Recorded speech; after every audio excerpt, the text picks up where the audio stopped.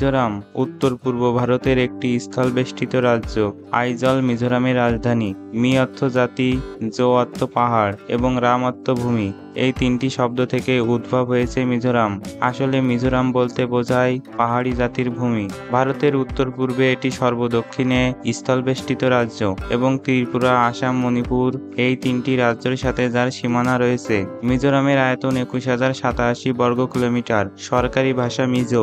এছাড়াও প্রতিবেশী দেশ বাংলাদেশ এবং মিয়ানমারের প্রায় 722 কিলোমিটার এলাকা নিয়ে মিজোরামের সীমানা অবস্থিত। রাজ্যটির আসামের সাথে 164 কিলোমিটার, ত্রিপুরার সাথে 90 কিলোমিটার এবং বাংলাদেশের সাথে 318 কিলোমিটার স্থল সীমান্ত রয়েছে। এবার জেনে নেওয়া যাক মিজোরাম কিসের জন্য বিখ্যাত। মিজোরাম হলো উত্তর পূর্ব ভারতের কোনায় অবস্থিত একটি রাজ্য এবং এটি তার ঘন বাঁশের জঙ্গল এবং সবুজ পাহাড়ের জন্য বিখ্যাত। রাজ্যটি অসংখ্য জলপ্রপাত, গভীর উপত্যকা, মনোরম গ্রাম এবং নীল পাহাড়ের আবাসস্থল।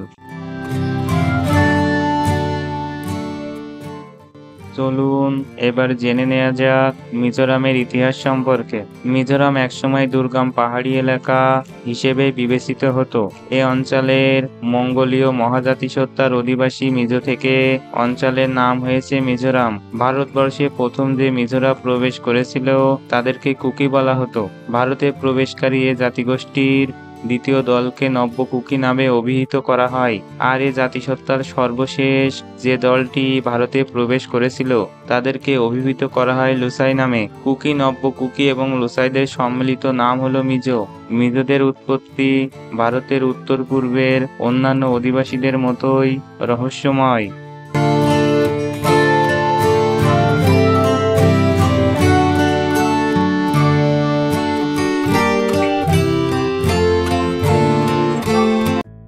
তবে অনেকেই মনে করেন তারা মায়ানমারের একটা অংশ।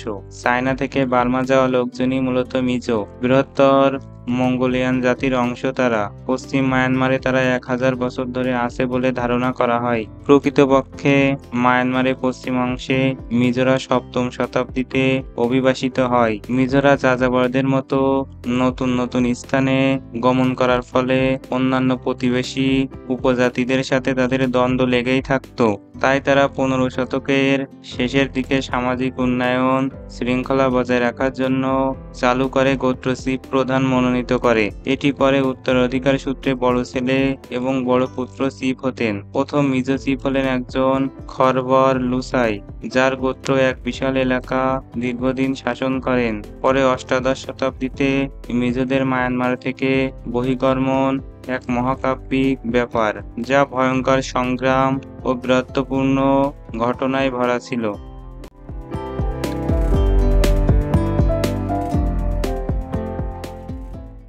চলুন এবার জেনে নেওয়া যাক মিজোরাম মানুষের ভাষা সম্পর্কে। রাজ্যের 2টি সরকারি ভাষা রয়েছে, একটি হলো ইংরেজি এবং মিজো। মিজো একটি তিব্বত বর্মীয় ভাষা এবং এটি ভারতের সংবিধানে 8ম তফসিলে অন্তর্ভুক্ত করার চেষ্টা করা হয়েছে। এটি একটি টোনাল, অত্যন্ত বিশ্লেষণাত্মক ভাষা। ল্যাটিন স্ক্রিপ্ট ব্যবহার করে লেখা। দৈনন্দিন ব্যবসায় ইংরেজি ব্যাপকভাবে ব্যবহৃত হয়।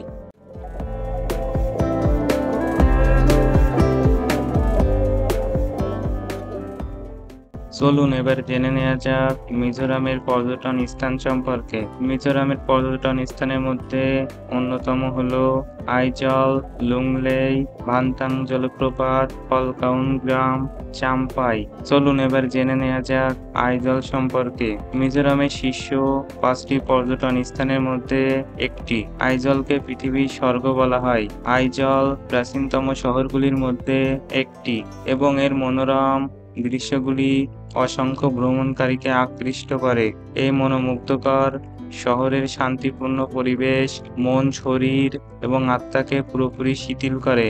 আইজলের সলেমানের মন্দিরটি মিজোরামের সবচেয়ে বিখ্যাত মন্দিরগুলির মধ্যে একটি। চানমারি তামডিল লেক অন্যতম এবং হস্তশিল্প জাদুঘর হলো আইজলের শীর্ষ মিজোরামের পর্যটন আকর্ষণ। চলুন এবার জেনে নেওয়া যাক লুংলেই পর্যটন স্থান সম্পর্কে। মিজোরামের দেখার মতো আশ্চর্যজনক স্থানগুলির মধ্যে একটি লুংলেই। এই শহরটি লোকালয় থেকে দূরে অবস্থিত। এই শহরের পাথরের মতো সেতুর নকশা, ল্যান্ডস্কেপ এবং নৈসর্গিক দৃশ্য লুংলেইতেই দেখা যায়।